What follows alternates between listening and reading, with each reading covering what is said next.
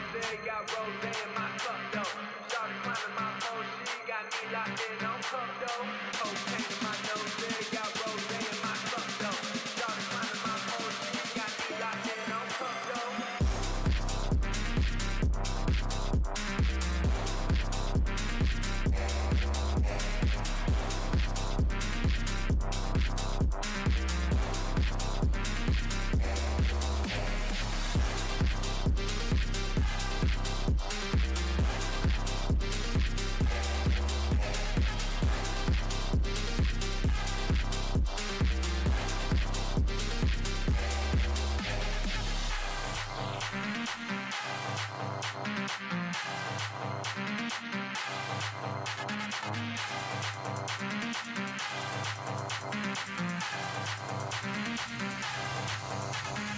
Cocaine in my nose, got rose in my cup though.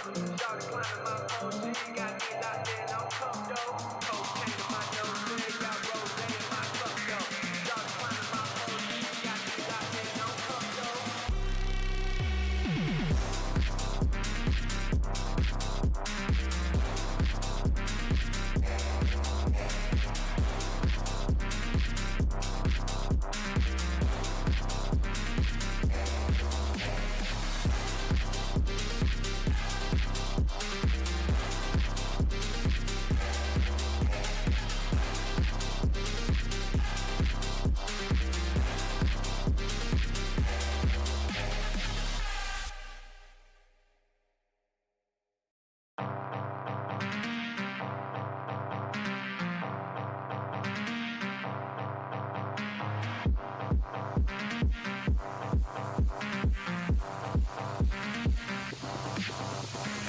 Cocaine in my nose, got rose in my cup though. Started climbing my pole, she got me locked in on cup though. Cocaine in my nose, got rose in my cup though. Started climbing my pole, she got me locked in on cup though.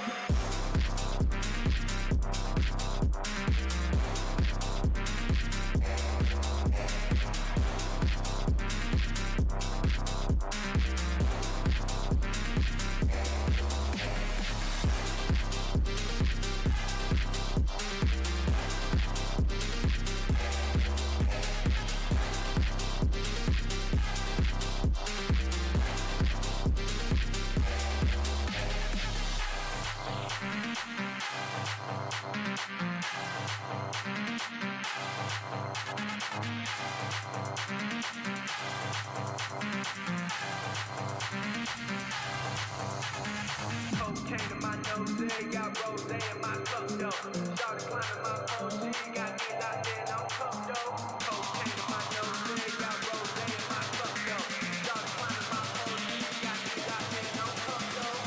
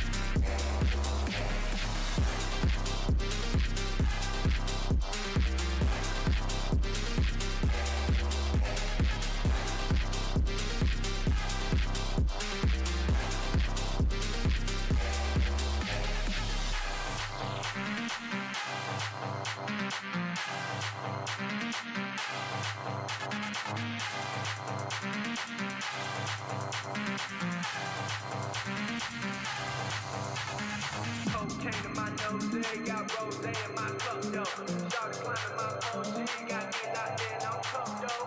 Cocaine in my nose, got rose in my cup, though. Started climbing my phone, she got me locked in on cup, though.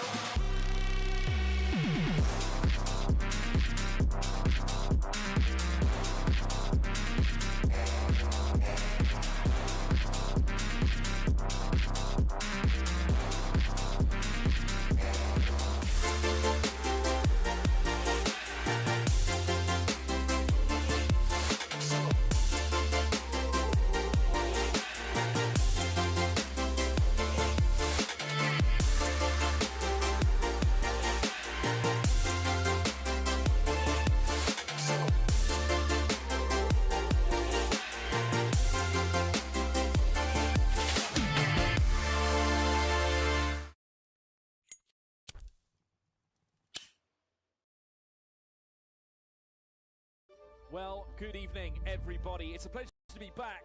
George Morgan here at your service. It's PSGL, it's Wednesday night. It's Spain tonight as well. Lots on the table, lots of battling. The title contest is still alive and kicking. And Jack, it's only taken us 10 minutes. It's all to play for. Boromant goes on the inside and takes the final lap of the race. Now it's side by side between Boromant and Warner, but Boromant's got the inside. Let's be a guest star here in this phenomenal race. Cameron Dowd looking to take P2 in his very first PSGL F1 PC race. Incredible to say the least. You see that Putin still lead. 1.5 seconds. DRS is the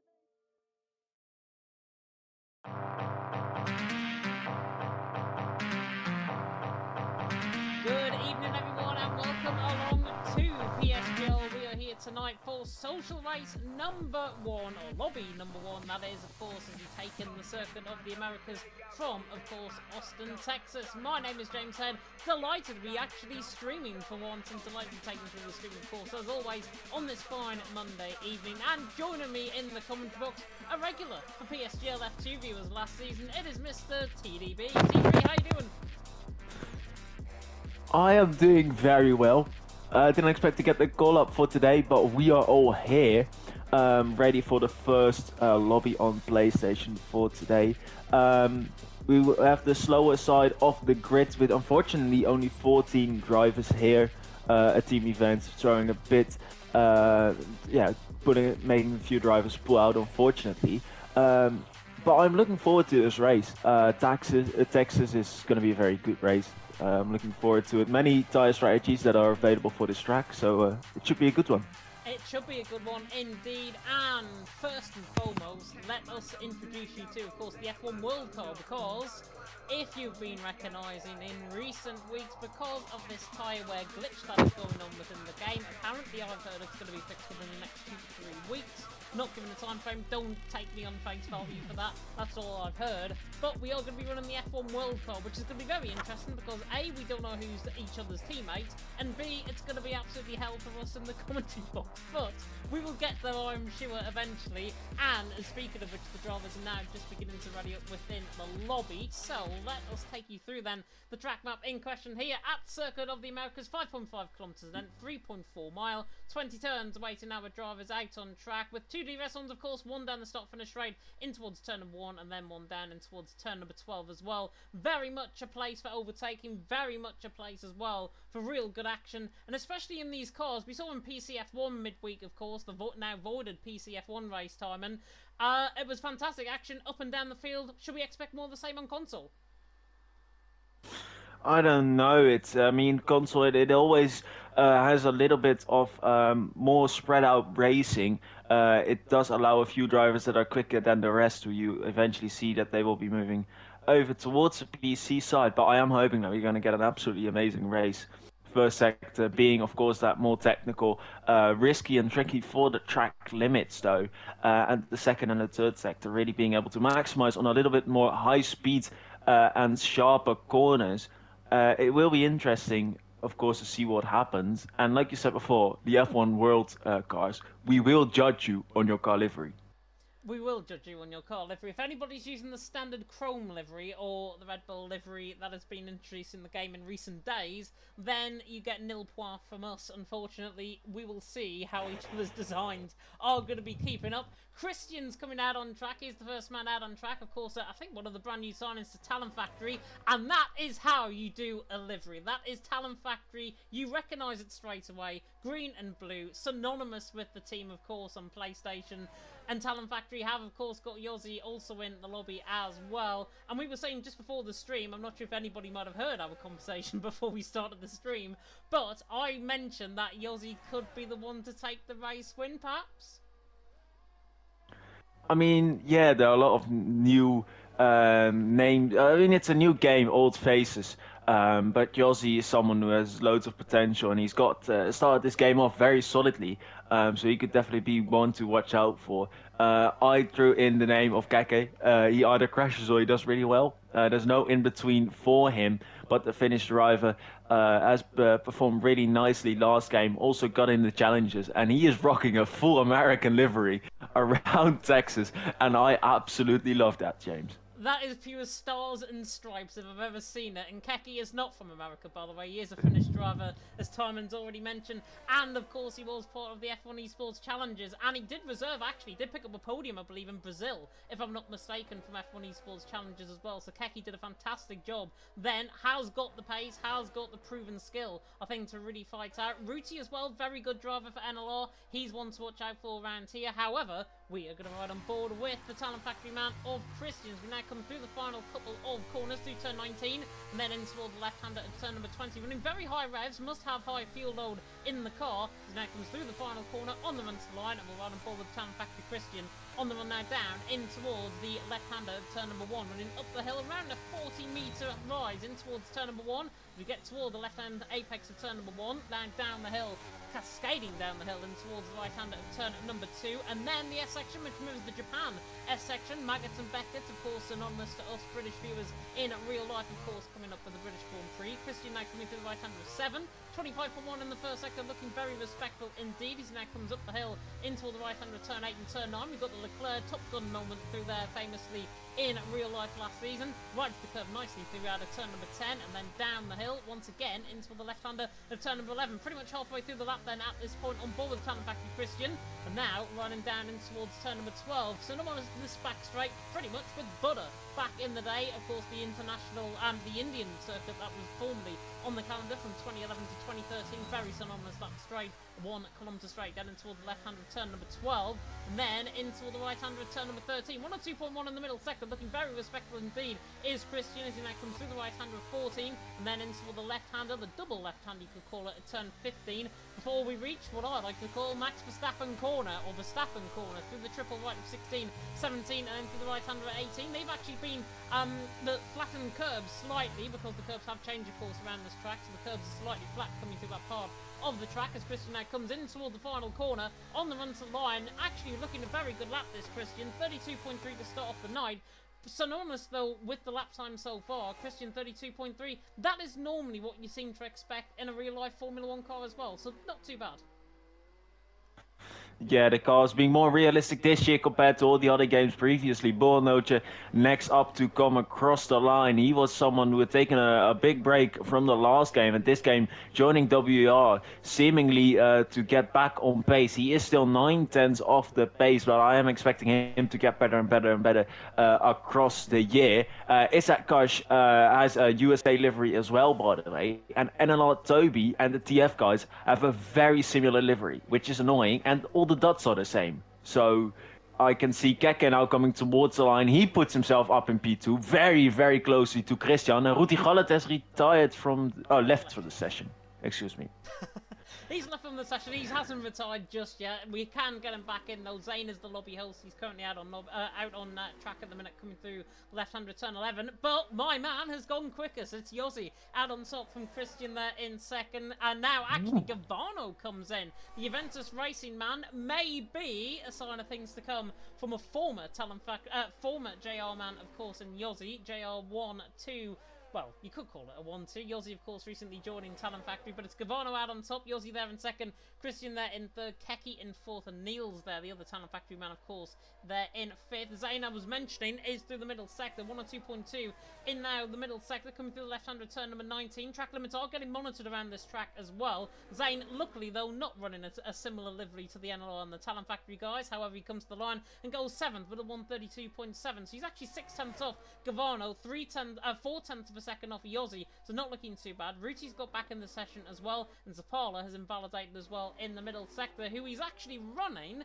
pretty much a similar livery as to what we're going to be seeing in real life. However, the white has been taken off that livery. It is the chrome livery, and of course they are bringing back the silver, the McLaren. If you haven't seen it on social media, they are bringing back the silver as per the 2007, 8 and 9 era of the Vodafone McLaren Mercedes era. So Sapala running a very similar livery to that in the Google Chrome livery. However, hopefully with chrome coloured plates on that car, he's not going to be chrome coloured, or as he nearly has a cold brown coming through 19. Yeah, if you're eating, by the way, and want to look up the McLaren car, don't, because you're not going to feel well after it. Jesla is the next person to maybe start a lap even. Everyone's had that first cycle. Meanwhile, OP, oh, that's a brilliant name. Mitwi? That's going to be very difficult for me to pronounce. Mitwi has joined the lobby. You mentioned before that he was joining mid-qualifying, and that is all good. Let's just hop on board with Jesla, though, and see what he can do. Coming up towards Zone 1 uphill, you can brake a lot later than you expect. Now come the quick S section, which is turn number 3, all the way up towards turn number 9. You want to take as much momentum through there, but you don't want to go wide on the marbles because it really costs you a lot of time. Purple sector 1, so it's looking very promising already. Through there, turn 8 and then turn 9 and 10. It's looking very nicely of a lap. Now coming towards turn 11 on a brake on time and really focus on the exit here because you got the longest straight of the track right here. You want to maximize your exit and then open the DRS. This is where we're going to see most overtakes, most likely, although you can make a very nice dive bomb in turn 1. Now, let's see how much he cuts the inside here, because you can actually cut a lot more than Jesla is doing there. Maybe on the last lap, we will be seeing someone do that. Second sector, also purple. Don't know if that one is a glitch or not. This is also a corner. You can make an amazing dive bomb up the inside, but we're currently in the qualifying session, and Jesla, this is just a very clean lap overall. Want to now keep it short towards turn number 19, trying to take as much momentum in there. Don't get in trouble with track limits. I don't want to be talking about that all day in here as well. Kind of sick of it after Austria. And then through the final coming towards the line, and it is actually P8 at 32.7. I doubt if the purple sectors were correct, but it seemed like a solid lap. Yeah, not a bad lap at all. I was in the first sector, he was a 10th off Christian, so I knew then he wasn't going to be as quick as Christian there in third. But it's not a bad lap at all from Jesla, going 8th position there, 32.7. Jeremy is on a lap as well, the ORC man, 106 flat though in the middle sector, very much not representative of what he could be doing. He is running a very much a similar Haas livery. Might have been the car that I was selecting, red and white livery, so it is good. It is also good for me to see a Sunderland supporter actually out on track as well, as he comes through the right-hand return, number 18. If you're wondering who Sunderland are, yeah, wash side in the championship here in the EFL, but Jeremy is actually coming back into the pit lane, so unfortunately he's down in 11th. Might be the position that Sunderland finishes in the championship, who knows. Toby and Ruti are on laps as well. Ruti 25.1 in the first sector, and Toby is coming through this first sector as well. We'll see what Toby's first sector is like, coming through the right-hander of turn number 6, and it's a 25.2 dead on in the first sector, so Ruti's slightly quicker than Toby in the first. Yeah, maybe Mitri is using a default car livery. Don't know, I'm not the biggest F1 world user, but that did look like the car I had when I was in this session. But let's stay on board now with Ruti Khalid, the second Finnish driver, behind Keke obviously. They always gonna have a battle to see who is the quickest Finn. On my screen again, purple middle sector. It's insane that they have not fixed that bug yet. It's my only complaint so far, commentary side on this game. No, I mean, there will be a few more, for sure. Coming now towards the third sector again, keeping it as short as possible. Don't want to be turning all that much in, but you want to still keep that short line, taking as much momentum through there. Ruti Khalid absolutely nailing it so far. And now coming towards the final corner, where can he put himself? Up to second place at 32.193. And that is an absolutely astonishing lap time from him right there. He has to go get back in the pit lane, prepare himself for one final lap, and to try and see if he can beat the Juventus driver right there and then. Yeah, Toby, by the way, went 11th in the end, 32.9. I'm on board with Yossi now, coming through the middle sector. 101.9 in the middle sector from Yossi. So lightning quick from the Talent Factory man, coming out of 14 into the left-hander now, turn number 15. We'll turn the timing tower off on the left-hand side, just so you can see the full view of the cars. I do turn it off and on quite a lot, I've got to say, in commentary, so bear with. Yossi now coming to the right-hander of turn number 18, and then into the left-hander of turn number 19. Negotiates that very nicely indeed on the curb, on the track limits there, very nicely done. As it now comes through the left-hander of turn number 20, Yossi might actually go quickest here, runs the line, and he does go quickest, 31.993, goes quicker than Gavano. Gavano, however, is a tenth and a half down, just shy of that in the middle sector. So Gavano down in the middle sector. He made a big mistake, though, early on in the lap time. So I doubt Givano will be improving. He had an absolutely massive second sector in his first run. But they are, again, slightly missing the apex and invalidates as well. Givano will not be beating Yossi. Yeah, won't be beating Yossi indeed, and that will be a next lap invalidation there as well. Ruti also this and next lap invalid. Christian's actually not on a lap, 32.3, so he's actually invalid through the first sector. Talent Factory Neil's not on a lap as well. He's got a low fuel load as well. Zane is back into the pit lane. Not many drivers actually out there on a lap. I don't think anybody is. Actually, Burrell is. Burrell coming down the straight in towards the left-hander turn number 11. I'm not going to pronounce the second half of the name just for the sake of everyone. I'm sure my co-commentator can do a better job than that as Burrell comes through the left-hander at turn number 11. And Burrell, if I'm not mistaken, is he the former IFR man by any chance? Ooh, yes, he was in IFR before that, and then he returned to QRT. Yes. I'm glad I got that right. I just thought I recognised the name. 2 tenths up in the middle sector. You might be recognising the name a lot further as the cloud just begins to build over the circuit here. Out on track at Circuit of the Americas. Burrell coming now through the left-hander at turn number 15 in towards the double right of 16, 17 and 18. It's Yossi, Gavano and Ruti currently in the top 3. Just edging off towards the right-hand side there was one of the cars. Burrell now coming through the left-hander at turn number 19. Negotiates that very nicely indeed. Now comes up the hill into the slight rise through turn number 20 on the run toward the line with the former QRT man, and he goes 10th with a 32.8, and that was actually the first run that we've seen on a multiple run lap on that set of soft compound of tyre. Jeremy and then Sapala were on a lap as well. Sapala, however, 102.4 in the middle sector, nearly crashes coming in the pit lane, but he is back into the pits. And Jeremy, 25.1 in the first sector, is not looking that confident at all. However, his middle sector, much better than the 106 we saw earlier. I can't remember now if we stole ball from TTG or from IFR. But it could definitely have been IFR. It's been a bit of a time, but he has made a very impressive comeback. Got up to pace a lot quicker than I was expecting. You're already seeing drivers go out for that third round. Isaac Kosh and Shane, for example, is at a lot further up on the lap than the others. Jesla, though, is on a lap time once again, and he does have the default F1 world car, half a tenth slower than he did previously. He just needs a half a tenth improvement, and he will be gaining 2 positions, but in front of him he will have a very big gap of 3.5 tenths that he will have to conquer. I don't think he will be doing so, Jessa, and he has to make the decision: will I finish the lap or will I pit now?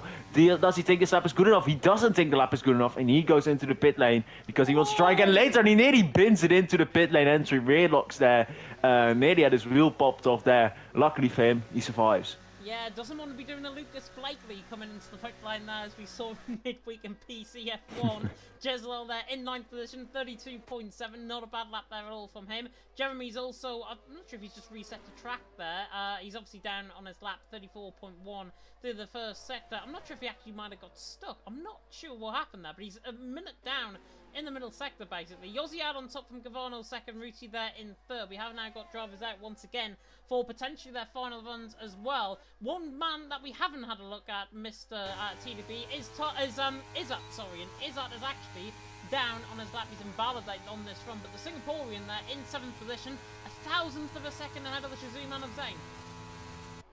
Yeah, and I don't know why he's continued because he has invalidated his lap time. He does have enough time to go again, but he doesn't have enough time to now go into the pit lane and fit new tires. His fuel light is flashing, so that would presume he doesn't have enough time. But I would be confused as to why he went out so early. Is it gosh, must be just gonna dive into the pit lane, but I don't think he's gonna be able to make that. Unless he's gonna pull some shenanigans, but he pulls off his own tire, but driving into the back of a car that was right there. And Don't know who it was. I'm just trying to say evil. ET8 evil. Ah, I mean that was somewhat is that his fault, but also Evo was fully on the racing line there.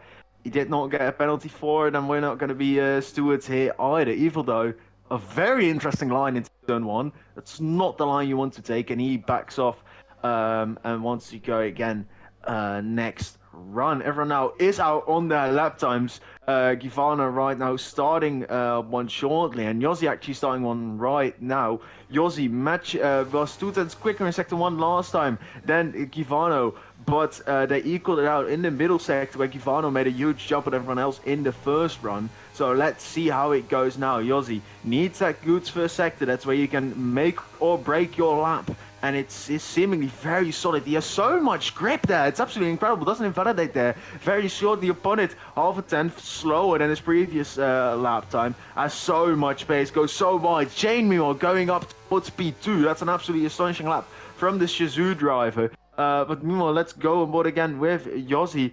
He just needs that lap to be very nicely. Gavano is a tenth quicker, but he's still a tenth slower than Yossi did on his qualifying lap time. Ruti Khalid coming towards the end of his lap time. He is invalidated and he's not going to improve. Neither does Keke. So we now full eyes on Yossi for pole position. I do believe Niels actually going towards P2 there.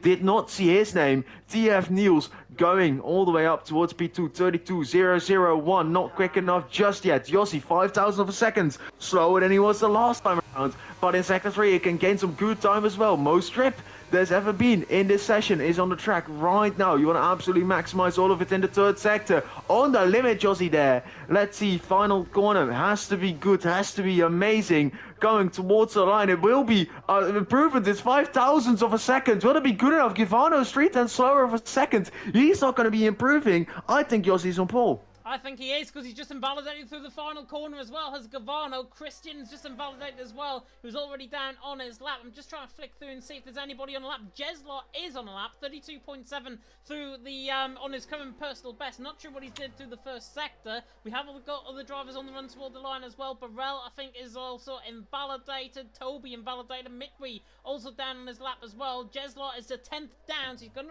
not be going.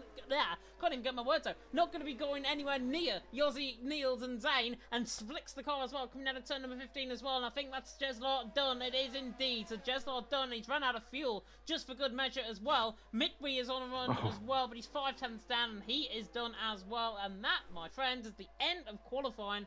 And there's Yossi, the man that I said would win the social races, on pole position from Niels there in second, Zane there in third. Yossi did not have his own way in that qualifying session, barely improved on his final run as well. Niels, 12,000ths of a second off Yossi to end off qualifying, maybe with a hope of PSF2 next season. Well, James, you're saying that he's your guy, but he hasn't won just yet. This is just a qualifying session, and he's only on pole with 12,000ths of a second compared to Talent Factory Niels. And then Shane is close behind them as well. It can all happen still, James. It's a race. It's going to be a long race, a standard league race, as they are supposed to. And also interesting to see what Nisipala can do, because he has been unable to set a single lap time. He's going to be having to follow his inner Perez to hopefully get back up in the field, but he does not have the Red Bull that Perez had. They are all in equal cars and will be a lot more difficult for him. But a lot can happen still in this race, and I said Keke was a solid shout, and he's still in the mix. You know, only 3.5 tenths off the pole time. It looks a lot in qualifying, but with the DRS trains in the race, everything can happen. Niels has put something very interesting in the Discord, I've got to say. I'm going to leave you to guess what that might be without looking at your Discords. Yossi had on top from Niels in second, Zane in third. My co-commentator has just seen what he has put there in the chat, but we can have a look then at the grid in question. Of course, running the F1 World Car here tonight. Hopefully we can get back to running the traditional Formula 1 cars. It is Yossi out on top. It's already raining. It is already raining.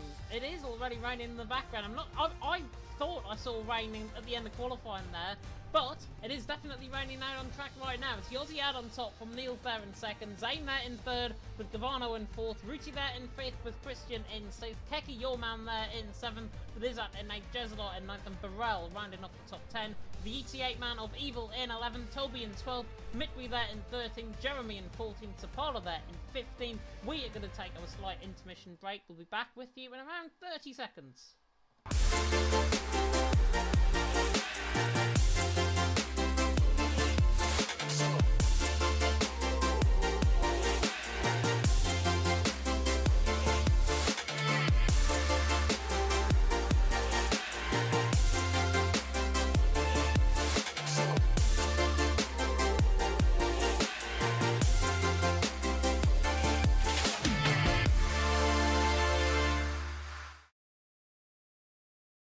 We have to mention, by the way, the pit boxes.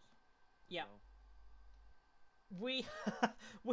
You can hear me in conversation with my co-commentator. We are back live, of course, here for PSGL, here for the social race. It is, of course, the United States Grand Prix here from Austin, Texas. We can have a look at the track map once again before the drivers do go out on track. It is a wet race, I can tell you. It is intermediate compound tyres to start off the night. Yeah, thanks. 5.5 kilometers of length, 3-odd miles here of the Circuit of the Americas, 3.4 miles and 20 turns away now. Drivers, of course, out on track.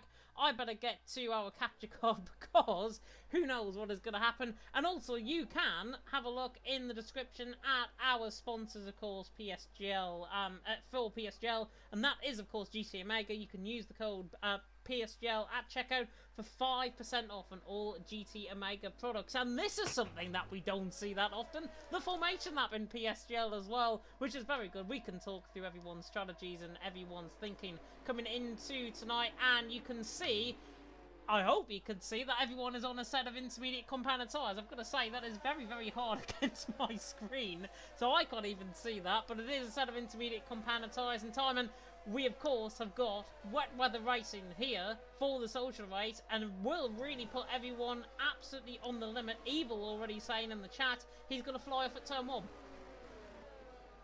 Well, it throws all the strategy games out of the window. I was telling you that pre-race. You can make a lot of interesting strategies here because on the dry tires you've got a quick drop-off in pace. I don't know how the inter situation is like. I would presume it is a one-stop, but obviously last season you had seen a few instances where there were people that were doing a no-stop and eventually gained a few spots from it. So it will be interesting to see today if people will be doing a no-stop or a one-stop strategy. But all the soft tires, all the mediums, all the drop-offs on the dries, throw that out the window. We're gonna have a red race, and maybe it will dry up actually. If that will happen, we'll always be in for an interesting one. But now all cars will be even on tires, so this will really be who has the most confidence in their car, in their setups, and who has the strongest mental capacity to fully send it across this wet track. Of course, we saw rain this Sunday over at NASCAR in Chicago, where they were actually racing in the streets, and quite a few cars went off there. Let's hope it doesn't happen here in Texas. Yeah, luckily we don't have a street track in Austin, Texas, otherwise we'll probably be flying into buildings and all sorts, I think, if we had a street track here in Austin. However, we are going to get going here very soon indeed at the Circuit of the Americas for the racing. The 15 drivers about to line up on the grid. You can catch more action as well a little bit later on. Jessica Ball and more games taking you through the action, which is very good indeed. And that is, of course, for social race number 2 in lobby number 2 as well. And that is at 8 PM UK time. And you don't have to worry because when we're finished, you're going straight there because we're going to redirect you on the stream. Quick prediction time, and who's for the race win? Yossi. Yossi, going against Keki, are you? I'm taking your pick. 5 red lights then about to go out. The blue flags are already out according to my screen as well, but the 5 red lights are now on here in Austin, Texas, and it is lights out, away we go, and Yossi gets a very good start. Christian actually gets the better start. Sorry, Niels gets the better start, I should say, as he now runs up the hill in towards turn number 1. We'll see, coming from a mile back as well, Zane and Christian. And Christian trying to go down the inside of Zane, gets caught in him, and he goes for a spin as well. He's recovered, I think, right down the back end of the field. He's got a 10-second penalty already for corner cutting. Absolutely unbelievable scenes early on. Pretty much split into two as we come now through the S section once again. There's 2x2 coming through. It's Mitwi and Sapalo, I think, going side by side. Mitwi and now Jeremy side by side as well. The timing towers will fix themselves, but it is Yossi that leads. Neil's there in second. Zane there in third, getting a very good start. Keki's already on the front foot as well. He's up into fourth. Gavano there in fifth has dropped down from second on the grid all the way down to fifth. Had a little bit of contact, of course, with that dive bomb from Christian. Yossi leads the way though. Niels in second, Zane in third, and Keki actually gets the up and under on Gavano. Who's very, very wide indeed. Speaking of very, very wide in the background, I'm not sure who's gone off there. And I think that might have been Toby actually going off right in the background. Yossi leads Niels second, Gavano, Zane there in third, Gavano and Keki side by side though into turn 12. Toby and Bornoch indeed going off there, still side by side. Keke and Givano, but Keke coming out on top there. Behind that, Jesla and Ruti Galleda side by side as well. Jesla trying to go around the outside, but the Red Bull with obviously better tire wear, trying to go past them there. Are there two different Red Bull liveries? Okay. Ruti Galleda. Oh, that's there. Ruti Galleda and Jesla. And Ruti Galleda actually able to win that round. Meanwhile, Evil doesn't, and Ruti Galleda actually giving back the position. That's a good call. It is a good call, but Evil actually falls to the inside line, coming through the left-hand return, number 19. He's like, you know what, I'm going to come through. If you're not going to get that pass done on Jesla, I'm going to come through and try and nick it off you. As we now come on to lap 2, Yossi sets the fastest lap of the race, 146.1, I think that was. Neil's there in second, Zane there in third, Keki there in fourth. As we now come up the hill once again in towards turn 1. It's very late on the brakes again. Sapala goes into the back of Ruti. Christian is retired from the session as well. I'm not sure if he's got a little bit of damage potentially on the car that we didn't see, but Christian's certainly out of the race early on. Yossi leads the way. Niels in second. Zane there in third. Let's have a look at the position changes early on. Keki gaining 3. Evil gaining 4. Sapala from the back of the field gaining 6 as well. Evil also gaining 4 positions. Jeslar gaining 3. I think I mentioned Evil twice there, but Yossi leads the way from Niels there in second. Zane in third. The front 3 remain as they are, and actually Zane on the back of Niels is looking very close indeed, coming out down the left-hander in towards turn number 11, now coming out of turn number 11 down the straight in towards turn 12, but Yossi, Niels and Zane the top 3. Now we get once again into the nitty-gritty action, and Zane is very quick down the straight, and he's already got the overtake on to try and get the move done on Niels, pulls the inside line in towards turn number 12. Is he going to get him done on the brakes? He will indeed. Zane actually locks up, bit of a rear lock into the corner. Niels now goes side by side with him, collects him on contact, and Niels gets back through into second. There's one way to get past, and then there's that way. Yeah, that was very scary there. It was an incredible by Zane there on the curb, gets stuck by Niels, having to go a bit more straight on there, but he saves his car. But he is losing a lot of time towards Yossi, and he's just absolutely drive away. I can estimate the gap being around 2.5, maybe even 3 seconds. But the timing screen is glitched on my end still, which will fix itself obviously once you go across that finish. Ruti Galleda the first minute to pick up a penalty, and the biggest gainer of lap 1, NLR Misipala, not sending a single lap time in qualifying, already up to P9, but he did nearly die already like 4 times on this one single lap. Zane is so close behind them, actually going for the move there, but unable to keep it sticking up the inside. Keke trying to move around the outside, a big slide caught up by himself. Gavano trying to profit. Everyone is trying to get past Niels here, who seems to be the slowest one of the train.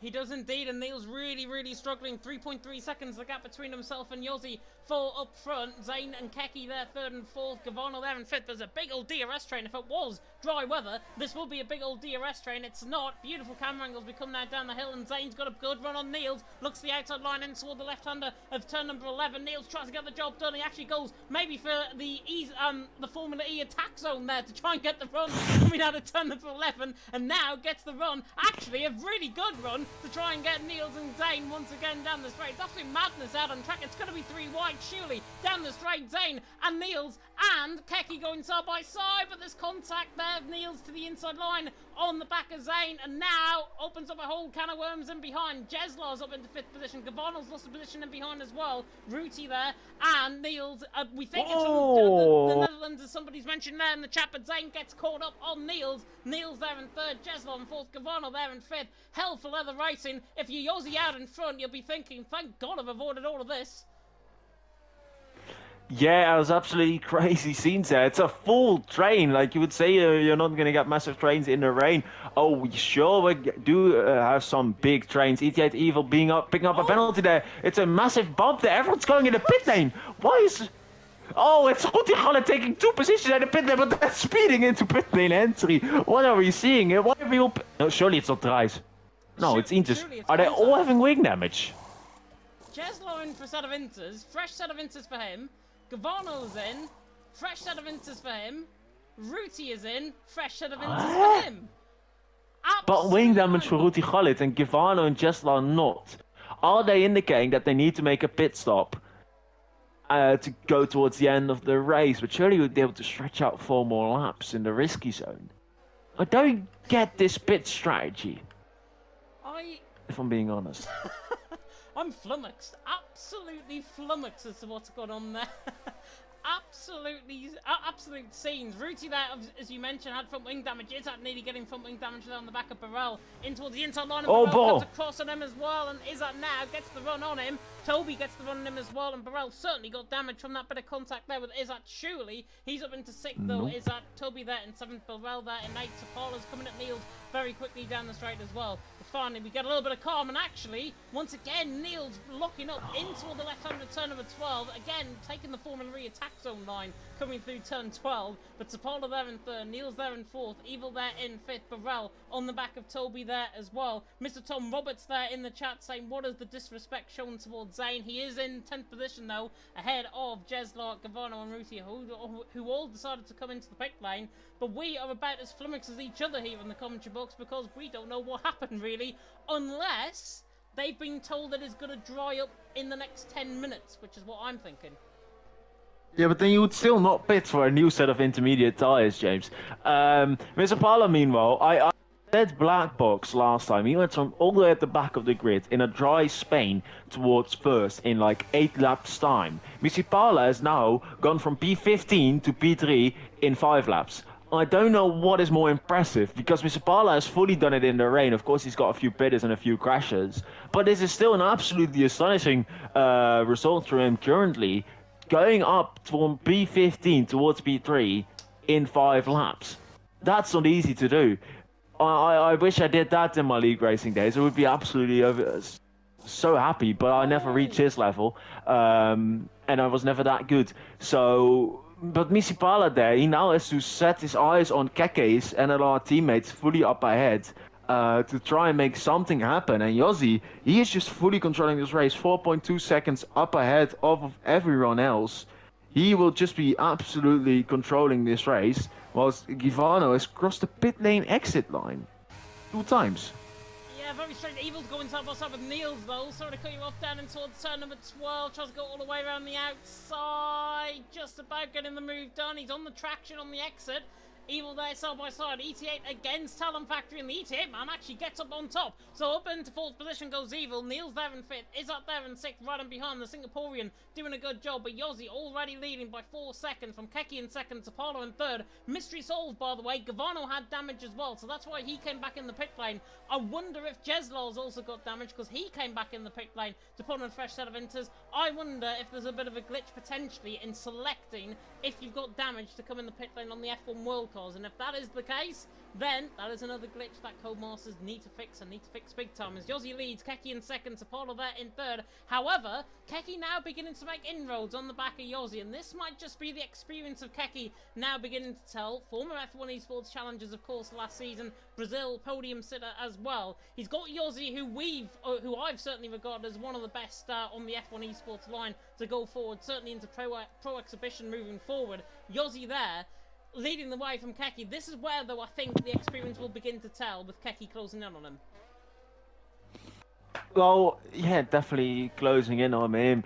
Keke experienced enough hopefully to know not to spin, but he did burn off around 15% of ERS that lap, and Yossi has only burned off around 5% that lap. So it will be an ERS game, James, and Yossi's currently got the upper hand ERS-wise.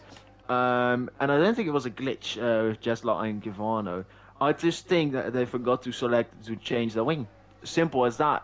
If you got really slight damage, the game often opts not to change out that wing, which in the rain, especially on a quick downforce track like this, is absolutely essential to at least change that wing. So they pit it again to change it, and I'm just happy that they did not retire and actually use their head and realize that even just normal lap times will be coming into play here for your PSGL placements. Everything will be looked at, and even though it's a social race, these races are important for your placements, and that's why a driver such as Christian, who comes here and takes a spot for everyone else.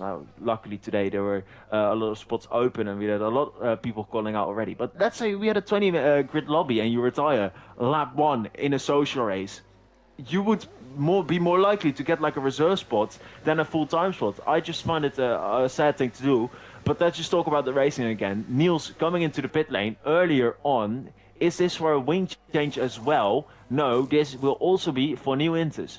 Yeah, new intermediate compound tyres once again on for Neil, so maybe this is the point where we have got, potentially, in terms of different strategies. You mentioned the no stop, but look at the gap between Keki and Yossi. Yossi's been saving up a bit of ERS, but surely he has not got much ERS to try and burn, basically, on the back of Keki, because Keki there, 2.6 seconds, is closing in them very, very quickly indeed. Doing a good job. Yossi there leading the way, Keki there in second, Zapata there in third. Tato there saying in the chat he can hardly hear Jess. You can hardly hear Jess because Jess is not here, first and foremost, at this time, and that is alongside me, Mr. James Head, in the commentary box. If you can't hear me, I'll turn myself up. There we go. That might be a little bit better in terms of that. I am having a few OBS issues as well, because whenever Timon speaks, he's coming through on my end on OBS on my microphone. So it's weird. It's the new, it's one of the OBS patch updates that happened a little bit earlier on, but hopefully everything is okay. Danny there is saying in the chat, very interesting comment actually this. Love this new F1 game, but where's the stats and the super license tab? Also the flags for the drivers' nations are missing. Hopefully patch fixes this. To be honest, Danny, as Barella's spun, I think, coming through the middle sector, he's gone for a slight moment coming through the right-hand return number 14. Danny, the super license tab is very different to the lobbies. I don't think we've ever had the nationalities being shown on the spectator cam. Certainly from my experience, I can't certainly remember that as well. But if that does happen, all for it, because it is gonna try, and obviously we've got as Yossi. Oh my, everyone's in. What on earth is going on? Has it stopped raining? No, it's still raining out on track. These tyres must be just going off an absolute cliff, surely. We must be missing something here, because it must be tire wear, yes. I really want to just pull up one of the driver's POVs right now and check that out. But I am unsure about it. What is important though is that Borrelnootje has come out in between Yossi and Keke. And Shane is actually up ahead of both of them. So let's see if Shane can actually hold on the pace and with the momentum. And Tato, thank you for calling me. Jess would happily take the role of leading PSGL commentator. I would not mind that. But no, if you want to listen to Jess, she will be commentating in around 20 minutes time on Lobby 2, which will be a very stacked lobby. 20 drivers in there, also around the USA. Mississippi getting that grid penalty and losing a bit of time, or at least the connection that he had towards the front runners.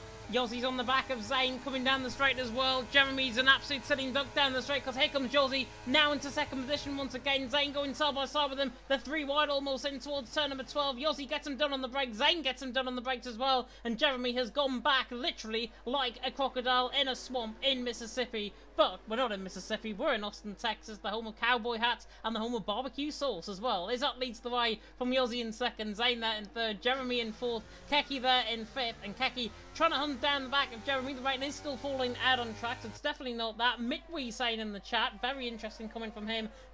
He retired a little bit earlier on in the race, which we've got to mention. Tyre wear are like 30% from lap 5, so it must be because of the tyres, because of the conditions, the tyres are just really being let in. Jeremy's into the pit lane there as well. Izzat now into the pit lane from the race lead. These tyres are absolutely going off the cliff, and I have never really seen, as Mr. Timon has came back, I think. Very strange. Timon, can you hear me now? What happened there? I don't think you can hear me. Hang on. Yossi leads the way. Zane in second. Yeah. Kecky there in third. You're back? Yeah, you turned into a robot for me, so just quickly at the reload, because it was not my fault on stream. I guess a little bit of a glitch, because I am connected to my PlayStation. But we should be all good from now on. Keke having that 2.4 second gap. I hope everything is good on your end as well, with my output. If something is wrong, please give a shout. But yeah, we're just having to continue from this moment on. Mitsui saying in the chat that his tires were 30% from lap 5. So, simple maths, multiply it, you got 10 laps, 60%. That means we're going to have a 2-stop. This is a very interesting race because they pitted lap 8. So if you pit lap 8, then the next pit stop lap will be lap 16 and then it will be lap 24. So they still have to stretch out both their stints with 2 more laps than they did previously. It will be interesting to see, and they all pit it at the same time.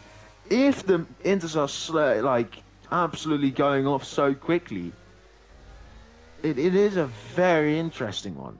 But Shane, for example, and Boranoche, they are still continuing on these tires, obviously losing a lot of time towards their competitors. And Shane is meanwhile going in now on lap 9, which will be lap 10.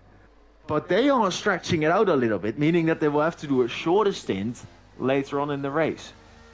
Yeah, but all of them are into the pit lane. Jeremy and Burrell also into the pit lane along with that as well. And yeah, you're right, Jez and Gavano have certainly made that 2-stop strategy. So you said a little bit earlier on that it was going to be a 2-stop strategy round here. Fair play to you, I think, in terms of that. What we haven't failed to mention as well is the amount of penalties that we've been picking up. It's like the Austrian Grand Prix yesterday in terms of track limits. Toby, though, is side by side with Izzat coming out the pit lane. In fact, no, sorry, he's side by side with Zane coming out the pit lane, and he's got the job done. So Toby ahead of Zane. Zane, of course, is going to be out of mix towards everybody else ahead of him, out on track. Burrell and Jeslar there in 11th and 12th position as well. There's nothing really happening, but what we can update is the penalties. Right now, Ruti's got 8 seconds worth of penalties. That is because of a 5-second penalty for speeding in the pits, as well as a 3-second time penalty out on track for corner cutting. Niels has got 6 seconds for corner cutting. Evil's got 8 seconds for corner cutting and a 5-second penalty for speeding in the pits. Gavano's just picked up another 3-second penalty as well. Sapala has got 6. Izzat's got 3. Toby also picked up a 5-second penalty for speeding in the pits, plus 3 seconds is on 8. Jeremy on 3 as well, and Gavano is also on 8, as we see a move from the Stars and Stripes man of Izzat to the inside line of Sapala. Sapala tries to get the up and under once again. Both of these, of course, on the same strategy. Sapala already making a lap all the tyres try and work. Is up there in 6, Apollo there in 7, doing a fantastic job. But Blackbox saying in the chat, it's too easy for yours. It is easy for yours. Keki, though, is eating the advantage. It's 1.8 seconds. Yeah, there's still the ERS difference will be there, so Yossi will not be under huge pressure straight away. But Keki is making a lot more ground inwards than I would have expected them to see. We are going to have more track limits now already than we saw in Austria. So I don't think we should be all that happy about it. Obviously, if you haven't seen the FIA docs from it afterwards, it was just 4 pages with track limits. It was absolutely insane, and those were only the track limits that eventually turned into a penalty. So yeah, it was absolutely crazy, and there goes Keke. Just a slight cut, trying to undo his mistake by turning in a little bit too early, but still cut it a little bit. And there are the 3 seconds that Keke did not need. Yossi now, the only thing he has to do is not pick up a penalty, and in theory he could just sit behind Keke for the rest of the race. Normally it would be easier, you have DRS, now with the rain it will be a little bit more difficult, but Yossi just needing to not pick up a penalty now, and we got the VSC after a spin from Missipala. Yes, Apollo's missing his front wing, so he spun coming through the top of the hill at turn number 9, I think that is. So no front wing on the car, and Sapala deploys the first VSC of the night, and that is the first VSC actually on track. And I thought we were going to get a full safety car there. Just flicked on my screen. I thought we were going to transfer to a full safety car. It is a VSC though out on track for Sapala. Niels and Evil. What on earth has happened to Niels down in towards turn number 12? Has he relocked that, or has he gone into the back as he picks up a 3-second penalty? That is wholly unfair. An illegal overtake. And he's got an illegal overtake on Sapala, even though he was nowhere near him. Okay, that works. Yossi leads the way. Keki in second. Ruti there in third. And, yeah, Niels, I think, is desperately trying to get back. And do you know what? He's actually nearly forcing him off. Sapala's got a drive-through penalty for speeding on the VSC. And Niels... He's not going to be able to fix this wing. He has to do another lap without a wing, James. Oh, my God. That is such bad luck, I think, for him. Toby and Zane are side by side in the background of shot, by the way. They're coming through the right-hander, the turn number 18, through the Verstappen corner, through the left-hander 19 and 20. And Zane has got the move done on Toby. So the fresher tyres coming into play there. Sapala is into the pit lane. We'll see what he's going to come in for. Is it a change of front wing? It is a change of front wing. No, drive-through. First. Oh, what? Wow, you've been saved by that, I guess. He has. That is interesting. Yeah, he's still going to do that drive-through penalty, though, and he's going to be at the back of the field by about 20 seconds when he does that. Oh yeah, he will be lost either way. Luckily, he did not retire. That's some good sportsmanship by the Finnish man. Of course, Finns known to be fairly silent, but to be fairly sportsmanship, fairly good sportsmanship. Yeah, next pit stop set already in 4 laps. I can't believe this. This is not something I would have imagined to see on the last game. Danny saying that the times and flags don't show up on the screen after the qualification screen after quali. It just says the times and names. How could EA miss something so simple? Well, it is because the game is fairly new, and to my knowledge, firstly, the first batch are big bugs. Bugs that could absolutely be game breaking and are somewhat easy to fix. And they're now working on some more detailed things. Of course, also working on an anti-cheat for the PC side. But those are the things that they are working on and coming, a bit later on. Hopefully that will be fixed in the 1-month batch, because there they will all be changing a lot of things. And I think mainly they will now be looking at the physics of the car and how OP DRS and slipstream actually is. I'm expecting a nerf on that time trial leaderboard to be reset and all. Just your usual 1-month patch. So will be interesting to see what change will happen. But I expect those kind of small changes to be fixed then. And what also is a massive change is Yossi picking up a 3-second time penalty, James. Yeah, you were mentioning about OP. I was going to mention that Yossi was OP out on track. However, the gap is coming down, and you just mentioned he's got a 3-second penalty as well. It's 1.1 seconds the gap out on track now, and Keki is nearly within that DRS range. Maybe if the dryness is going to come within this track and it's going to dry up out on track, Keki is going to be within that DRS range. Of course, it is still raining out on track. As the best of my knowledge, I haven't been on board with a while. Yes, it is. It's raining a little bit heavier as well compared to a little bit earlier on. Toby and Sapala, by the way, into their pit lane as well. They are making, I believe, their second stop of the race, so it is going to be a 2-stop, it seems, for everyone in this field at least. Sapala picks up a 5-second penalty for crossing the pit lane exit white line. When he was serving his drive-through penalty, he's came up behind Toby, I believe. Or has he made a pit stop? No, he has served his drive-through. He has served his drive-through. He came out behind Toby. Toby there in 12th. Sapala there in 13th. And Yossi now just beginning to pull away 1.3 seconds of the gap over Keki in second. Ruti there in third. Izzat in fourth. Evil there in fifth. We can get more action as well from Lobby 2 a little bit later on. As speaking of action, Niels has gone through on Jeslar. We missed that slightly. But Niels has got the move done on Jeslar, unless Jeslar decides to dive bomb it to the inside line in towards turn number 12. He doesn't. And Niels gets the job done in toward the left hand of turn number 12.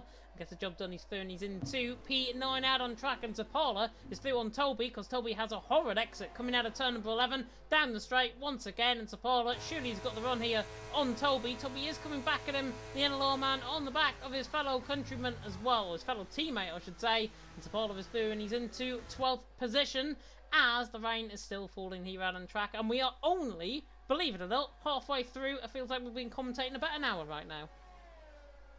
Well, we have been commentating for about an hour. We're 15 minutes in, James. The streams are now dead on. Exactly. But no, Keke meanwhile getting into the 1 second range of Yossi. One mistake of Yossi and he is in attack range from Keke. It will be interesting for me to see if Keke will do a 1 lap or 2 lap longer on this stint towards Yossi, or if he will make an undercut. I doubt Keke will be pitting on the same lap because he needs some kind of advantage somewhere. Because overtaking in the wet could be fairly more difficult than you would expect. But Keke, you can just see how much he cuts that corner by. He just has a whole lot of confidence. You were saying that he was extremely experienced. I was planning on calling him like 35 then, but I won't do that. I love Keke. But he is quick, he knows how to drive, and of course in Finland you got these tricky conditions. You got Kalle Rovanperä, who's a Finnish WRC driver, who's absolutely insane. Those Finnish drivers, they know how to drive in the wet and supposedly also in the rain, because Keke is showing everyone how that is done. Yossi slightly going towards the left. I thought he was already going into the pit lane, which would have been a huge stretch on the inters for him. I'm expecting a 2-stop and not a 3-stop for the top runners here. But if we were going to have a 3-stop, it's going to be incredibly interesting. And if the tire wear is this rough on USA... Safety car! Safety car! Izzat has spun, coming out. That is into the pit lane, in fact. So Izzat has crashed, coming into the pit lane on the brakes. Here he is, right-hand side. He's just gone there, but his front wing is there. Right side end plate, completely gone the car. Izzat in the wall. Safety car deployed out on track. Yossi leads, Keke in second, Evil in third. And the point that I was going to make is, before Ruti decided to come in the pit lane, Ruti made 11 laps go on that set of inters. With the safety car timing, it's not great for the leaders. No, they will be losing a lot of time, and Zane will be fully back in the race. Oh, why am I being called a female for the second time? This is absolutely insane. These are the NLR boys are coordinating this. This is absolute bullying. They know they're too scared. I'm gonna absolutely demolish them in the managers event. But yeah, everyone now comes towards the safety car. Zane fully back in this race, which is interesting. And everyone who's given up before, Mitsui and Christian, should be absolutely kicking themselves now, because they would have fully been back in this. And it does reward the people, as in a Misipalo or a Toby, who have not decided to retire. Also Jesla and Givano. They have just been rewarded incredibly, because they will be fully back in the race. And especially Jesla, who doesn't have a single time penalty, he has a solid opportunity to score some good points here.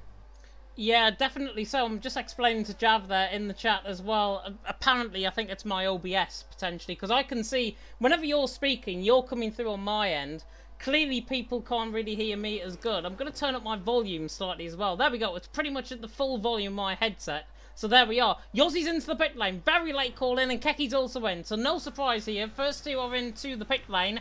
And is it stopping raining out on track? No, it's not. It's still raining at the same intensity. I thought we were going to get a little bit of dry conditions towards the end of the race, but it is still raining out on track. Evil's surely going to be following in as well, in the Shark livery as well. Hopefully he'll be snapping at the heels of Keke and Yossi. I've been dying to say that one all night. Keke and Yossi very close to each other coming out of the pit lane. Yossi just about out in front of Keke. Evil there in third, Zane there in fourth, Ruti in fifth, but he's going to jump shooty positions unless he decides to come in the pit lane again for a fresh set of inters. He is not, so he's staying out there, but he has to stick to the Delta.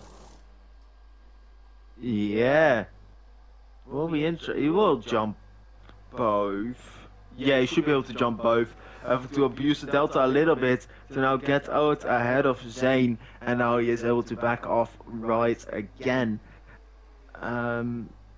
Yeah, it's interesting though, what you're saying with OBS though. It sucks. You should be streaming from PlayStation though. You got the luxury of having a PC.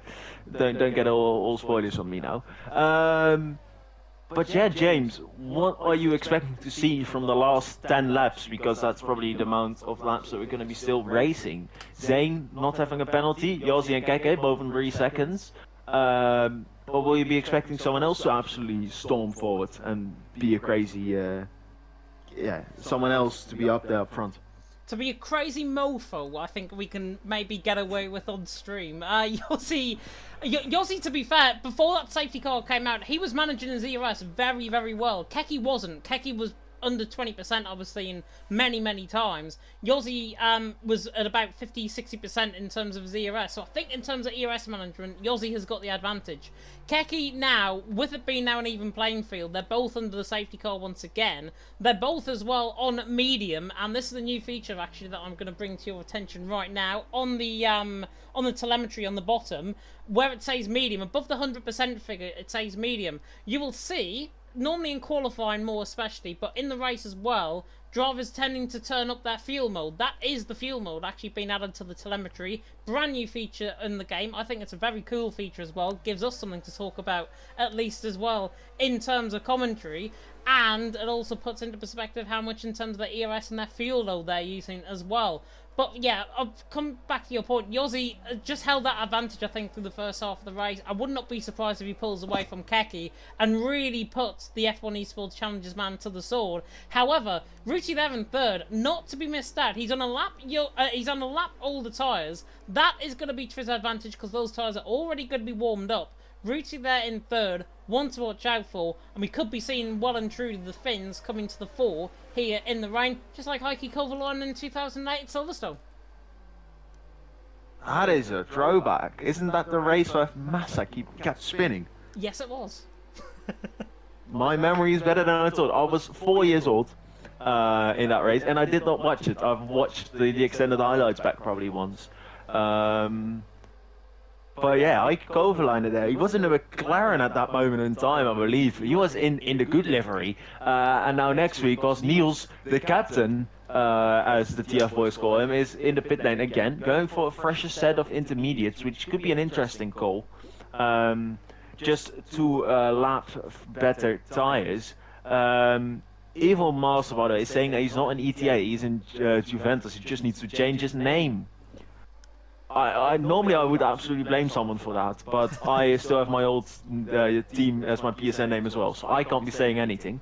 And James, do you still have TGG in your PlayStation name? You probably do. I probably do. I probably haven't changed it. I mean, it's just James Head 14. It will always remain that way as well, my PSN.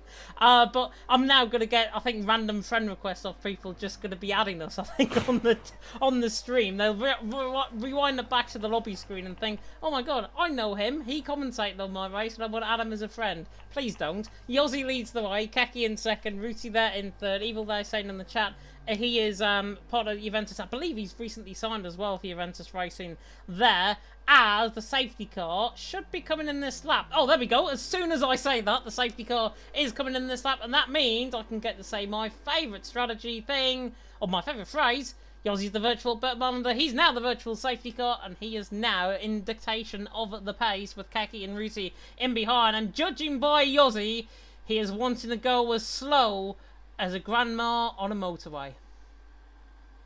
Ooh, that grandma on a motorbike would still be going 50 kilometers an hour, James. That would be quite dangerous. Niels has actually made 6 pit stops this race.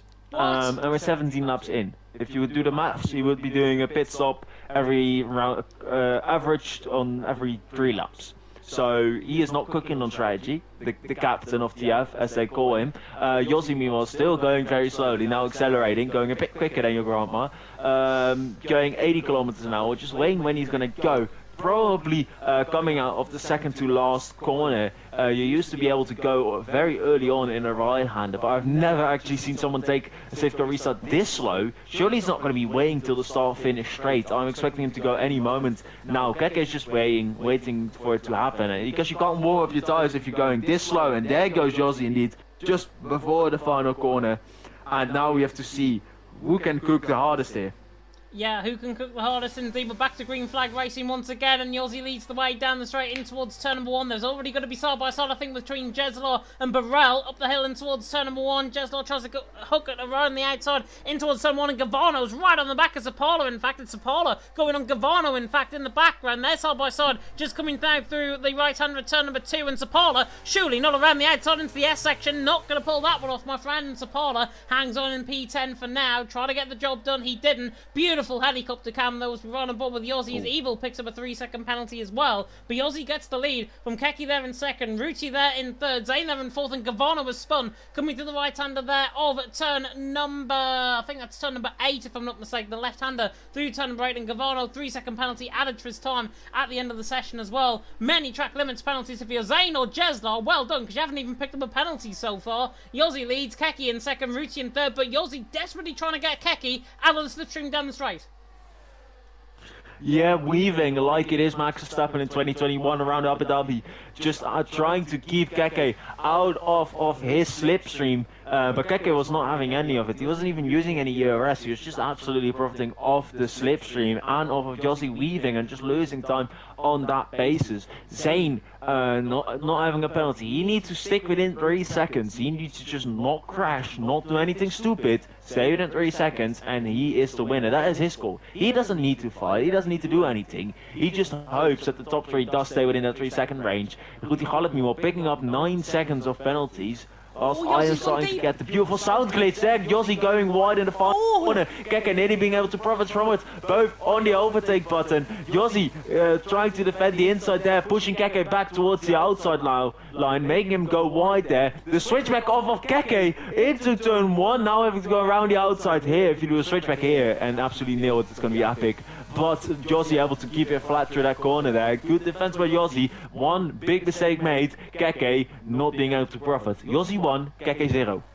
Yeah, Yossi 1, Keki 0 indeed. Ruti in there in third. Zane, of course, has got no penalties to his name as well. Ruti picking up that 6 seconds worth of penalties. Zane could be in this for the race win as well. Want to watch out for a little bit later on. But Keki coming at Yossi once again. Down the straight, into the left under turn number 11. You can see with Yossi, that red fuel light flashing. Oh, as Keki actually dive bombs it to the inside line. Into the left under 11. Ruti now is going to be on the back of these two and maybe get a slipstream train down at the straight as Keki right on the back of Yossi, right on board with Ruti. Ruti's coming very quickly at these guys as well. Here comes Keki though, to the outside line on Yossi, into the left-hander turn number 12. Tries to loop it to the inside line. He tries to get the switch back once again. Don't know what's in that car, but he is slipping and sliding away like a very slippy, slidey thing as Keki's forced off track by Yossi, coming out of turn number 12 through 13 and 14. And Yossi hangs on, but Keki dives it again to the inside line of 15. This time he's alongside. This time he forces Yossi off track. And look at this. This is then a lot at its finest because there goes around the outside. Ruti Holler to the race lead. The Finn takes the race lead. Keki in second. Zane in third as well. And there's contact between them both. And that was always going to happen.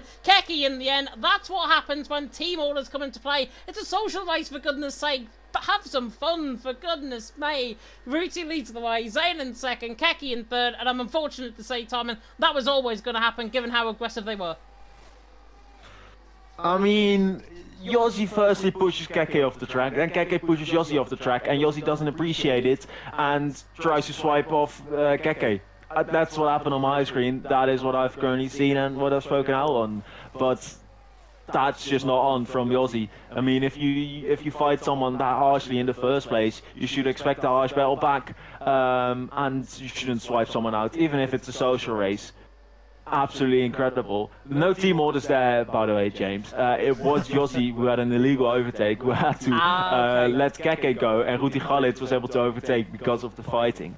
Because it was, I mean, he overtook off track, but he was fully pushed off track. Same way he pushed Keke off track before. We're not going to be playing stewards here, though. We're going to have to focus on the fact that Keke now needs to overtake Zane, and then escape with more than 3 seconds. He's gonna get the overtake done right here, up the inside very easily, long straight, and just ERS. Normally I say ERS and DRS, but just ERS. And yeah, Keke now needs to get past his quote-unquote esports teammate as quickly as possible, so he can get that 3-second gap towards Shazoo Zane and still win this race. Zane, after he sees Keke get past Ruti, he needs to profit as soon as possible to make some good inroads on that as well. And also, Jeslar, he's currently just looking to get a P3 result. I haven't really heard of the name Jeslar before, but he's driving an amazing race.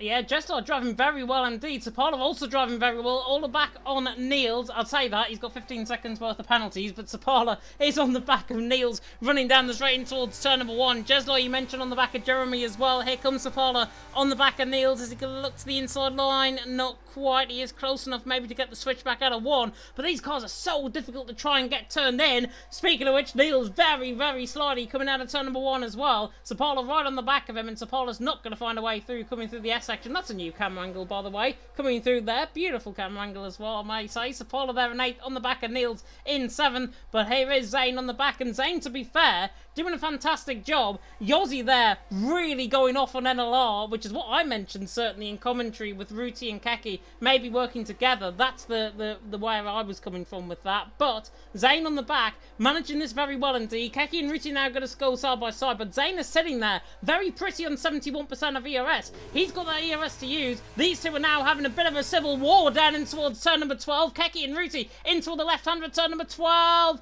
Side by side, and the Stars and Stripes comes out on top from the Red Bull, but there's 4 wide on the back end as well. My word. Keki and Ruti though still side by side. Jeslar, Niels, Jeremy all having their private battle further down the field, but Ruti still side by side with Keki, coming to the inside on a 15.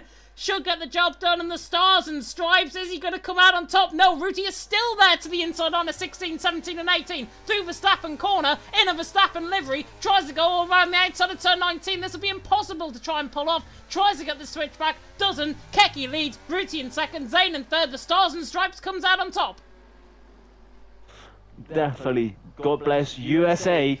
But now Zane needs to push as hard as he can. He's got a full battery of ERS, and Ruti Khalid is absolutely nothing. You can see Ruti Khalid flashing a little bit. Normally, if he's flashing, it means that you're under 10% of ERS. But they should make it that you flash a little bit quicker. If you're also saving up the electronic systems. Niels going past Jeremy there. It was a good move from him there, but there were 4 wide at one given point there. Everyone was off their track at one moment of time. Misipalo is nearly facing backwards, and he is now in 5th place ahead of everyone else in that group, but he does have 15 seconds of penalties, and I believe if he picks up like 3 more penalties, he gets a DSQ. Yeah, definitely so indeed. Yossi saying in the chat, working together to send somebody out. Did the media person forget to update the tags for the stream? Says Larry. I'm not sure. I don't know. I've seen the tweet. I've certainly been tweeting that. I'm not sure if TDB has been tweeting that, to be honest. I'm sure he has. But, yeah, I think everything will be fine. Might be about something else, I don't know. Keki leads the way, though. Ruti in 2nd, Zane there in 3rd, and now Ruti maybe becoming the thorn in Zane's side. Zane is on the back of Ruti. Ruti's got 9 seconds worth of penalties, so regardless how you look at this, Ruti is going to be dropping behind Zane unless we get a safety car or a VSC a little bit later on, or Ruti spins, for example. That might just happen. You never know in Formula 1. Keki, though, leading Ruti in 2nd, Zane in 3rd, and Zane on the back. The Chazoo man against the NLR team, maybe in the NLR 1-2 as it stands, but Chazoo, Zane doing a fantastic job as it stands, and maybe one eye on the team events that are going to be coming on F1 23 as well with this social race right here, as we've got 6 laps to go. Keki, Ruti and Zane the top 3. Zane is coming at Ruti now into the left hand of turn number 1, but again Tarmany is not on that ERS. 91% of ERS, and if I was him, I'd be screaming through his headset right now saying use it, for God's sake, he's right there, overtake him. Yeah, but you do also, he doesn't want to be taking all that much risk. And there's a longer straight where there's a better overtaking opportunity, but he just needs to send it. I don't know if he's got an engineer in there that can just tell him that Ruti Khalid has absolutely no ERS. Because if he would know that, the overtaking would at least be a little bit easier, because he knows he's not going to be burning ERS for no real apparent reason. He is starting to close up a little bit now. 5/10 is the gap. He would want to hope on a little bit of a mistake, and there is a little bit of a mistake from Ruti Khalid going wide there, not necessarily taking his Formula E boost, but there we go. Overtake is on, and this is the simple overtake we were talking about. A little bit of defending there, a little bit of aggressive defending from Ruti Khalid, but nothing to be done. Ruti Khalid being able to break on the ideal line, but getting a good old squeeze. Still up the inside here though. Ruti Khalid trying to keep up with his position. because he also knows that he still wants these good positions. It is a social race, no real points. And in my eyes, it's more important to where you finish on track than where you finish in the final classification in that case. Because points, it's not really going to matter, is it? Shane, though, preventing the switchback from Ruti Khalid and moving himself up towards P2. And he now needs to make his way up towards P1. He needs to stick within 3 seconds and not lose more than 8 tenths currently. That is his goal and his goal only. He doesn't need to do anything else, but also not pick up a penalty. Well, if he hasn't been told that Keke has been using up his ERS out in front as well, he sure will now, because Keke has got 6% of ERS coming down the straight out of turn number 1. Zane has got 68%. 10 times as much as Mount as what Keke has got in his car right now in terms of energy recovery system, in terms of the ERS. Zane on the back surely is going to be looking at Keke on the final 5 laps of this race. It has been a very topsy-turvy race, I've got to be honest here. It is a social race, not pre-season, not anything. Tato there saying on the chat, who didn't miss Ruti? Ruti there in 3rd. In the end, he's 9 seconds back. He is, well, not 9 seconds back. He's the second back of Zane.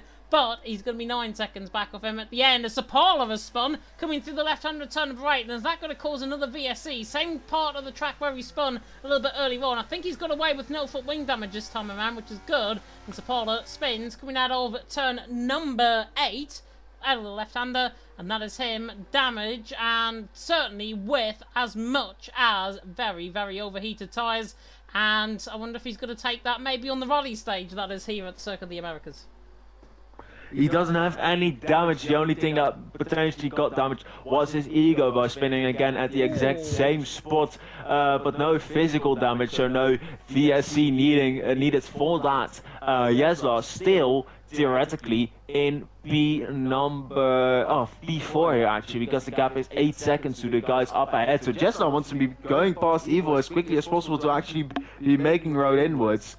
Mr. Paula, I hope your damage is not that ego. So your ego is not that damaged. You spin again. He's absolutely drifting it like crazy. His tires are fully overcooked, and he, I think, will be off towards the pit lane for either a fresh set of tires or he will be driving his car into the pit box, which hopefully will be added next game because that's a feature that should be sick. But to drive his car in the pit box and to take it home. How sick would it be, James, if you just are in the pit lane and press retire from session then, and it actually drives the car into the pit box? Yeah, oh, he's... And not back on track. He's Tokyo drifting. He's had to be reset to track to come in the pit lane. But I tell you what, if he managed to keep that Tokyo drift coming into the pit lane, that would have been a full 10 out of 10. Unfortunately, either the game let him down or he had to do a reset to track. He is going to be coming in the pit lane. Toby, by the way, I'm not sure if we mentioned this, has left the session ages ago. And Toby there is going to be behind Sapala once again, because Sapala's coming out of the pit lane right now in 10th position. Toby there in 11th, doing a good job. Keke though leading the way from Zane in 2nd. Ruti there in 3rd. Evil there in 4th. All doing a good job, I've got to say, at this stage. Out on track as we now come through once again. The left-hander Sapala picks up another 5-second penalty for speeding over the white line. But it's Keke, Zane, Ruti the top 3. Zane at 1.9 seconds behind Keke. And again, he's using up that ERS, but I don't think he's quick enough now. Is Zane compared to the man of Keke, compared to the GOAT of Keke, you could argue as well. Keke doing a good job out in front. Zane there in 2nd. All he's got to do though is remain within 3 seconds. I have a feeling though, judging by the tyre wear on this circuit and judging by the amount of tyres he's on, he could be running a much more aggressive style to Keke. If he's running a much more aggressive driving style,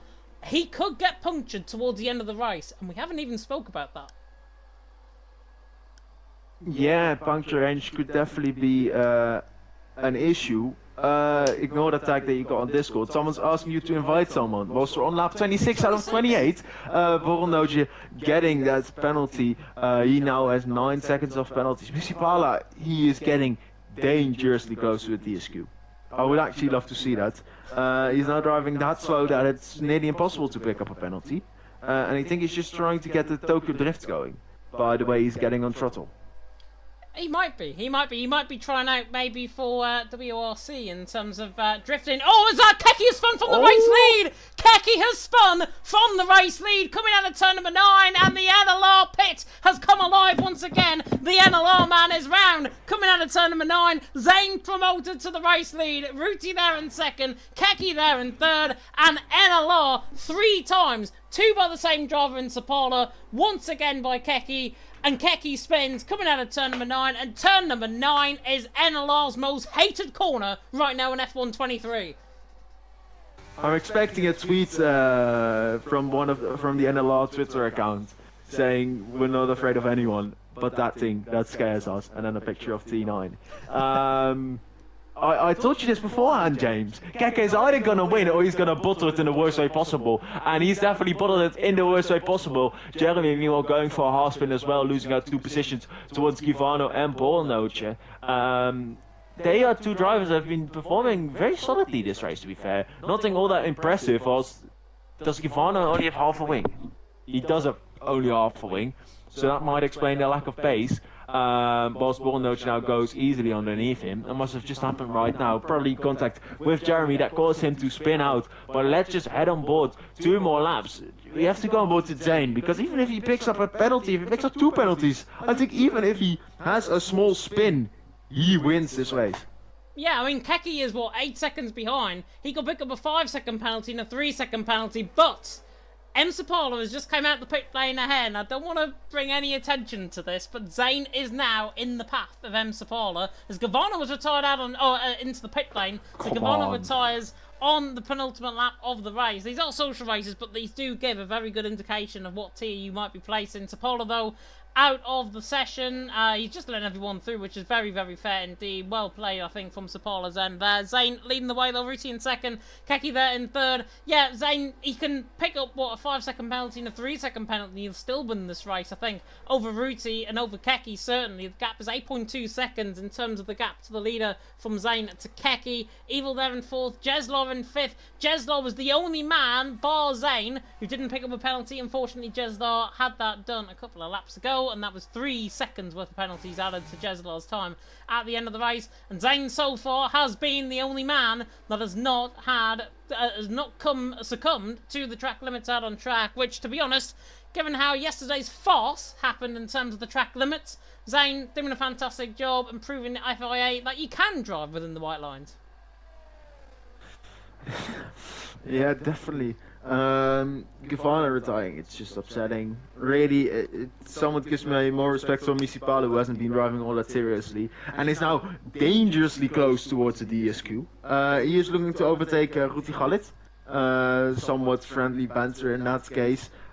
Just trying to block his teammate for no real reason. That's actually a very close fight, James. They are 6.2 seconds apart, and there's 6 seconds of penalties difference. So I think that's going to be the fight to watch out for. Keke needs to gain 3/10 over this lap to secure P2.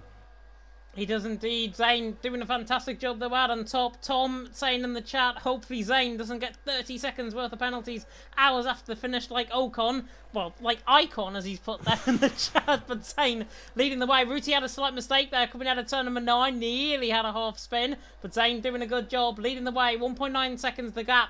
And to be fair, Keke had that race under control. Let's just put it that way. Keke had his race under control before he spun by himself. Spinning by himself. Sapala's just nearly spun in the background there out of turn number 11. But Zane has managed this really well. I was worried about his pace in the second half of the race. He wasn't really coming alive. He wasn't really catching the back of Keke. Burrell's through on Niels as well. That's down in towards turn 11, I think, on the exit. We'll go on board with that battle very soon as Ruti has ran wide coming out of turn number 12, and Burrell and Niels still having a bit of a squabble running down the straight once again in toward the left-hander of turn number 12, but Niels has managed to get Burrell, even though Burrell's going to be overtaking him in terms of the penalties. Here comes Zane, though, coming through the final couple of corners. The Shazoo man is going to come out on top in this social race. He's done a fantastic job, I've got to say, in this race, even though he's played second fiddle to Keke for most of it. Zane, through the final couple of corners, he can track extend until his heart's content coming through the final corner, but Zane now, through the final corner, the Shazoo man comes out on top in a very wet American race. Zane takes the win here from Mr. Ruti there in second. Keke's going to finish in third. He will come to the line, finish in third, and he gets beaten by second position by a 10.5 of a second in the end.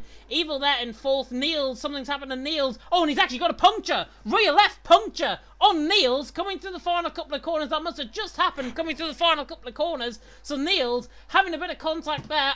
Jeremy as well. Sapala has spun as well. Jeremy has also picked up a puncture, and that I think is a rear. That's a front left, is it, or is it a rear right? No, rear right. He can't even He's move stuck. the car. He's stuck on the racing Jeremy line. is stuck.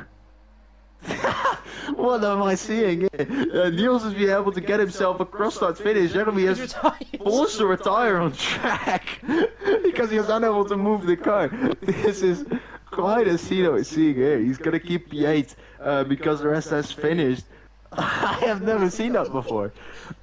That is incredible, James. Do you know what? I saw it once on the last game and I thought, we might get it on this game. There we are. We've just seen it in the social race within the first couple of weeks. But it is the Italian flag that comes to the top step of the podium. And that is, of course, the Shizumount of Zayn. He beats the Finns out on track. The fabulous Finns, I've got to say.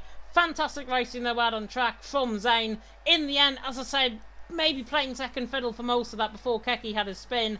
Regardless, though, he kept it under wraps, kept it under control. Phenomenal drive from the Italian, and he takes the race win as the champagne flows at the top step of the podium for the Italian. Out on top in the end, and the Finns having to play second fiddle and third fiddle for that matter as well. But Zayn takes the race win, even though he didn't take the fastest lap of the race. He takes the reign from third on the grid. I've got to say, that is good for real good sonicity out on track, if that is even a word. Zayn third, Ruti fifth, Keke seventh, Jeslar ninth, Evil 11th, all starting positions on the grid, first, second, third, fourth and fifth. That is nice. Burrell there in sixth, Niels there in seventh, Jeremy there in eighth, a lap down. He obviously retired from the session, but he will get classified in the results. From Toby in line, then Spoiler in 10th, Gavoro there in 11th, or Gavono I should say in 11th. Yossi is at Mitby and Christian, the 15 drivers that managed to complete out on track. But it's Zayn that takes the win, Ruti there in second, and in the end, a fantastic drive.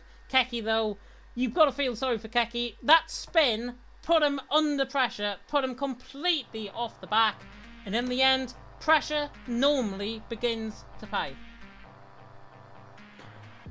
Definitely was unable to cope with that pressure given by Shane. It were tight margins, but Shane the quick one off the two, and a deserved win for him in that case. Keke would have been able to really do a lot better in that case. By not spinning, it would have been a P2 otherwise, but he has to accept a P3 for now. Besides that, I think Jeslar drove a really good race, a name that I've not heard before. Nearly keeping it clean with penalties. He got pushed off in the third warning that he got, so I believe he would have been able to actually remove it if it was a real race.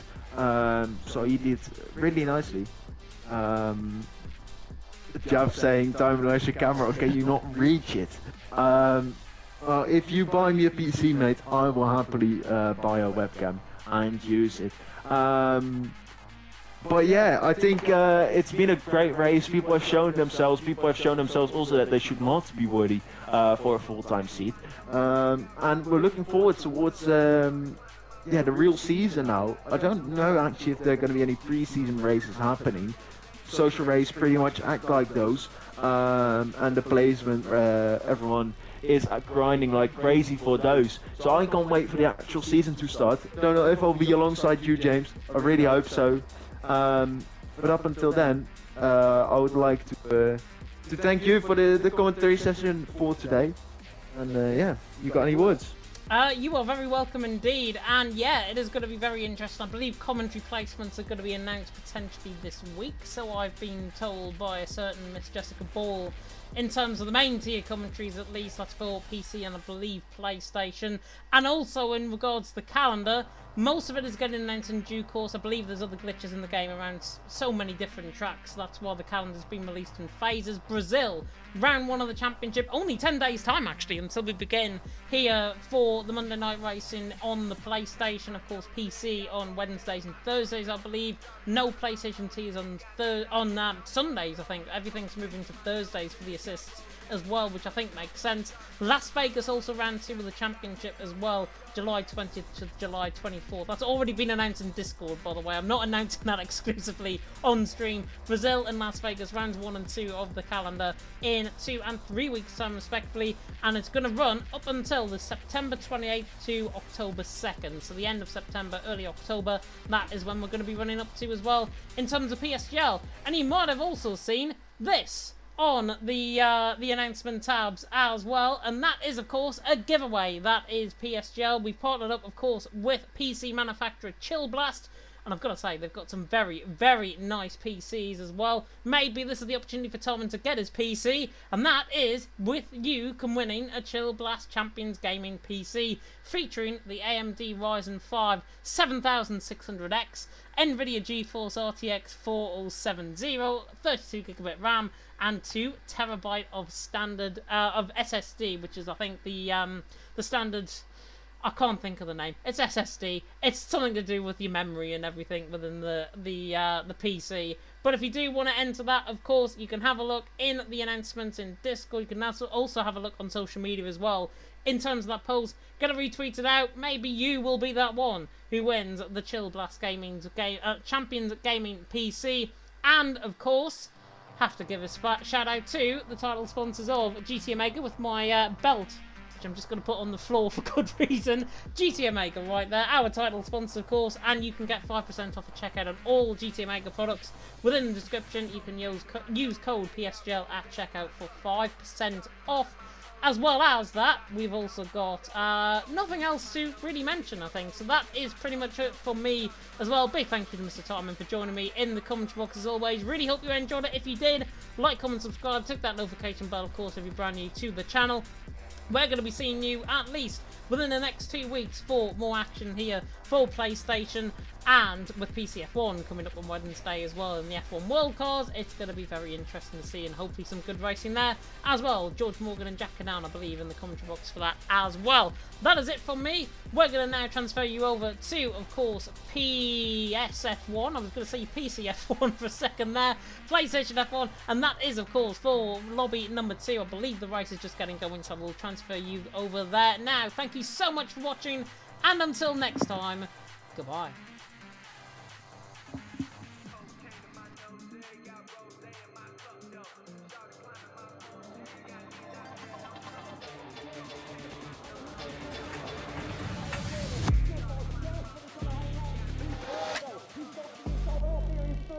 On the left-hand side, push the apex, gets on the power nicely, and that is job done. Jono up here now, to the last couple of corners now, his finest drive, his greatest drive, and he's done it at the Circuit of the Americas. He returns to the top step of the podium. Once again, the ghost is back. Jono up here wins the US Grand Prix in a stunning Grand Prix.